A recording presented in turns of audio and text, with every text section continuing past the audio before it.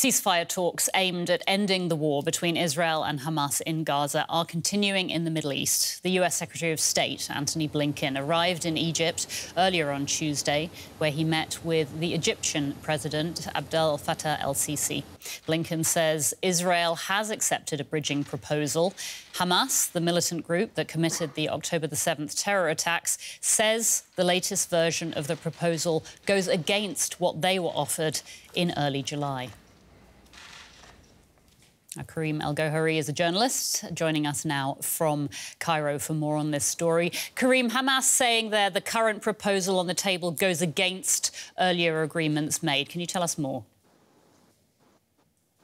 Yeah, well, it seems that they're not very happy with what Antony Blinken calls the bridging deal. They say we had an agreement in July with the Biden proposal at that time.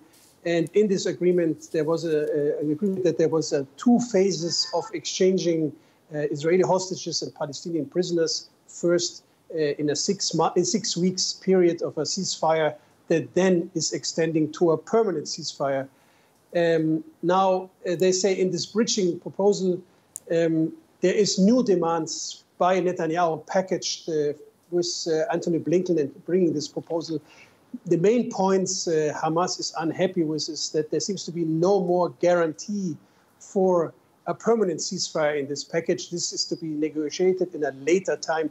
And the second thing that they are not happy with is that there is not a full withdrawal by the Israeli troops from the Gaza Strip. They want to remain at the Egyptian border to the Gaza Strip and also in the middle, in the Gaza Strip, in a corridor that divides the Gaza Strip into a northern and southern parts. So Hamas isn't happy with this package. What about the talks happening between the Egyptian president and US Secretary of State Antony Blinken? Well, not much leaking about this talk. The Egyptian President al-Sisi before emphasized the danger that this all might escalate into a wider conflict, something he agrees with the US. For sure, Egypt is not happy about what is in this bridge proposal, the permanent presence of the Israeli army at the Egyptian border to the Gaza Strip and at the Rafah crossing. That's something that also was reiterated by Netanyahu again, that this is a demand he will not move away from.